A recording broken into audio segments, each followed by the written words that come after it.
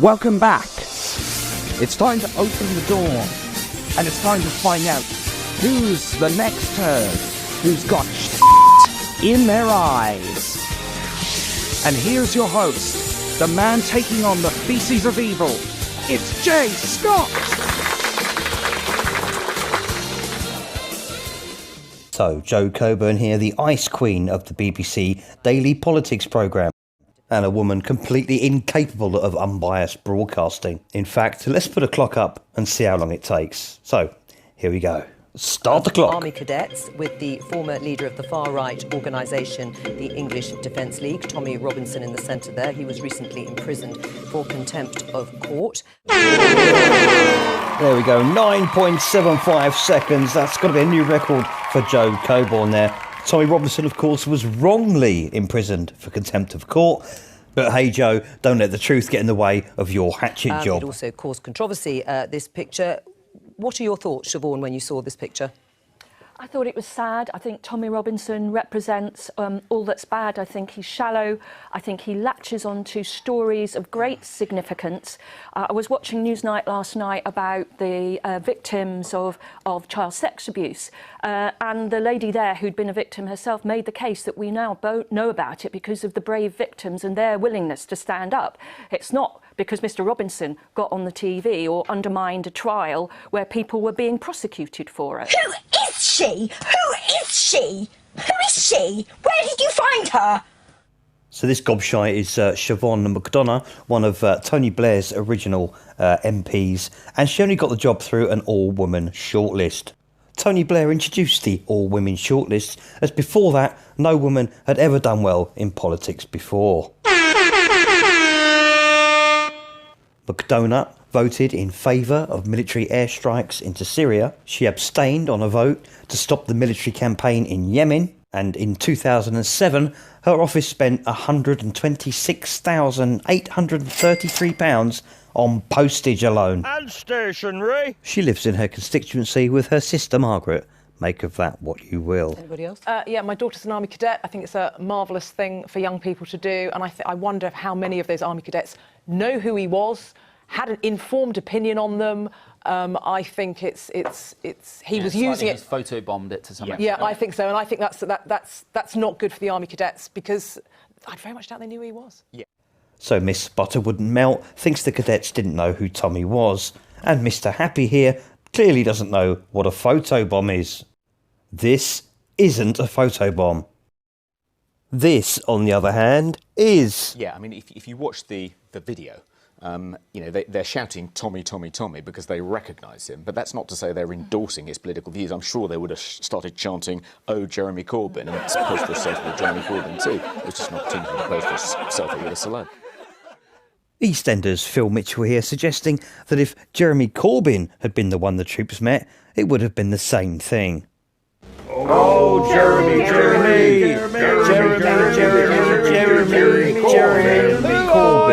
Right, as part of our conference season interviews, we've been joined by the leader of UKIP, Gerard Batten, who's here. So witness now the real reason for this programme, and that's to give Gerard Batten a public lynching.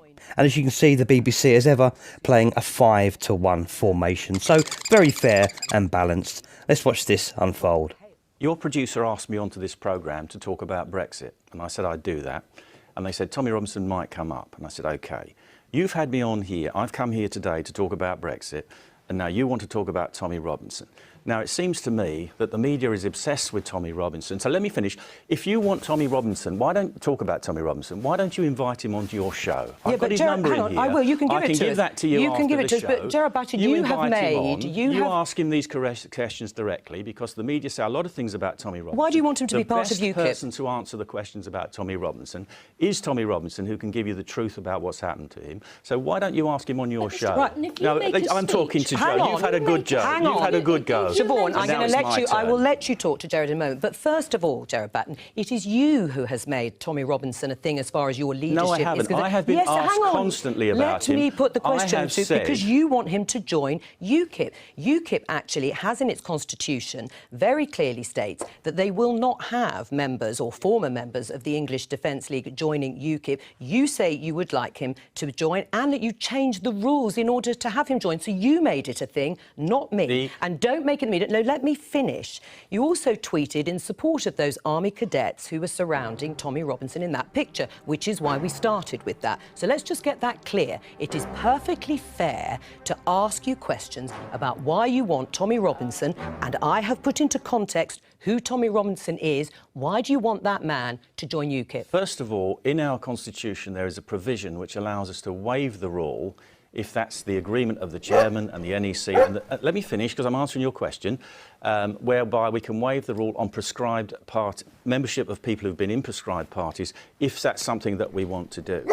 I have said as my personal opinion that I wouldn't mind, I would be in favour of Tommy Robinson being allowed to join because I think that he's a tremendously brave man. He's done a lot of things that I'm happy to say that I don't condone, I don't approve of, but I think in the great scheme of things, he's a very heroic person who stands up for the victims of industrialised sexual abuse in this country. All right, well, let's talk and if about we could that. let him in, then I'd be happy with that. But that will be a decision of our party members, right. not me. But why do you want a man who has condemned and does condemn whole communities for the crimes of a few? Because I don't do that. I talk about the ideology. You support this man. Well, everybody says lots of things. I don't necessarily agree with everything that they say. But you want to change the rules in your party. No, I don't to want have to change that man. the rules. You would like members to back a change in the rules from someone who led a prescribed organisation.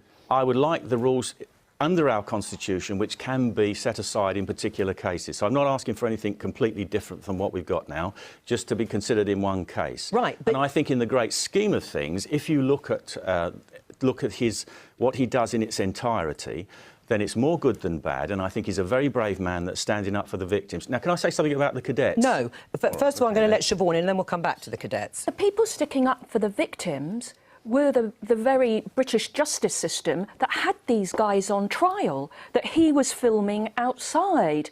You know, yes, people did let these girls down and probably are letting these girls down, and things got in the way, and these people should have been found much sooner.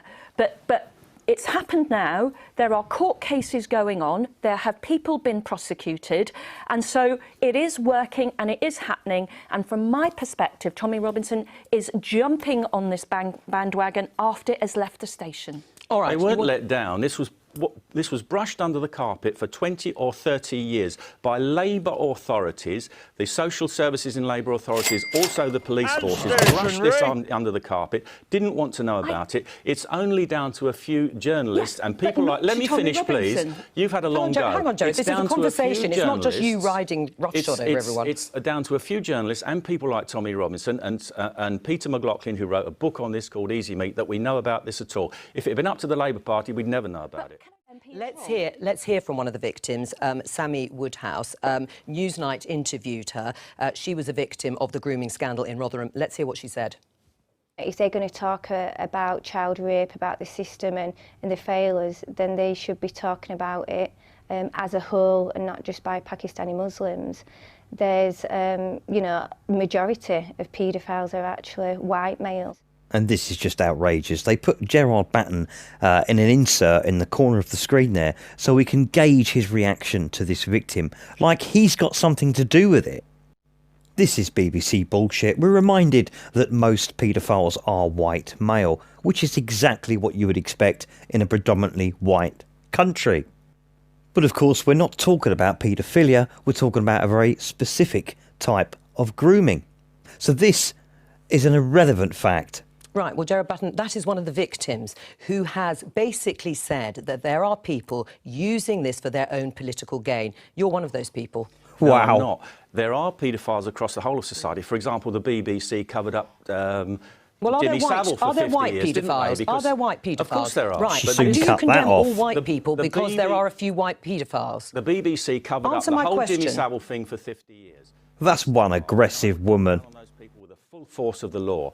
In this particular instance, there is the industrialised exploitation in sexual slavery across the country, which is not just being done for the sake of a perverted lust, but for business, run out of cab offices, run out of fast food offices, where girls are trafficked up and down the country. But you're condemning all Muslims who sign up to... But you are condemning a whole community, all Muslims, men, women and children, if they adhere to an ideology that you think is hateful. I'm not condemning individuals, and I've never spoken about individuals. I talk about the ideology, and you know, because you've had me on this programme before. And who are the people who follow that ideology? Well, that is they their are decision. Men, women and children who are part of the Muslim community. So you are condemning a whole community. First of all, I don't know how much they know about their own ideology. Perhaps you should have someone and ask them. I don't know how much they're signed up to it. I don't know how many agree with it. There are lots who leave that religion. I know because I've spoken at conferences. Right, so is the only Muslim that you like someone who leaves the religion? No, I have no problem with people who obey the law, want to live in a Western liberal democracy. And the majority of Muslims do. And can integrate with that. My problem is always with the ideology, because the ideology is the root of the problem. What would Gerard Batten in UKIP Britain do with Muslims who are and follow their religion and their text? Nothing. Well, those who want to obey the law and don't cause a problem, I wouldn't do anything any more than any other citizen. But what we must do is take action against this kind of thing. What the first step is actually prosecuting these cases rigorously. I'm not sure it's happening as rigorously as you might think, because it's still going on in a widespread way. And what we need to do is to stop importing this ideology, which most of the, or half at least of the mosques and imams in this country are supported by because it is a religion like for Muslims Saudi in this country. Arabia and Pakistan, who are importing extremist ideology to us, and we need to clamp down on that. And it isn't. And the party under you, what do you say about Nigel Farage's warning to you?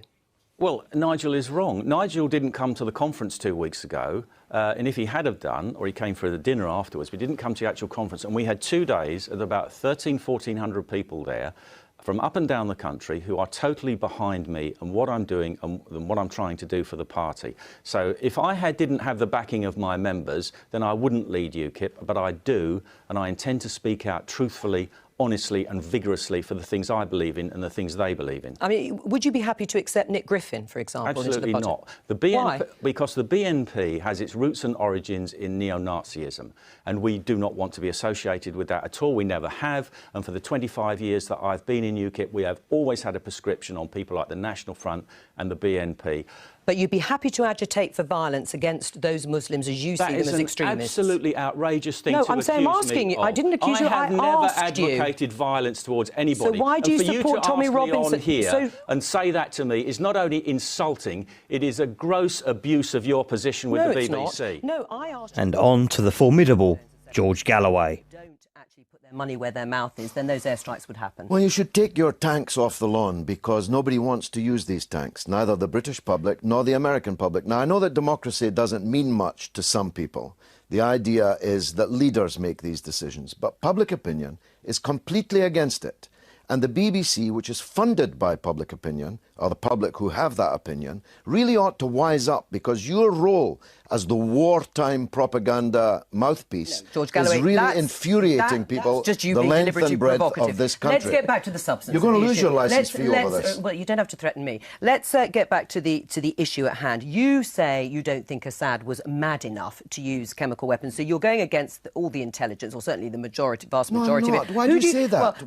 Where is the intelligence? Show it to me. Services, You've got lots of papers here. I do, but I don't actually have it. No, you don't. No one has it. Where's your evidence to say it wasn't? I'm saying that Where's your evidence to say that it wasn't Assad's regime? My argument is logic, that it brought about the very prospect of international engagement in the war, which they had avoided so far. Well, OK, let's hear. It's not as if this is the very first time that chemical weapons have been used. Bad men use chemical weapons. Yes. Had Saddam Hussein Listen to that language. Chemical weapons. George Bush used them. Against his own... Tony Blair used them, and you supported them. OK, well, let's hear, George Galloway, who you think was responsible for supplying Al-Qaeda forces in Syria, as you put it, with chemical weapons.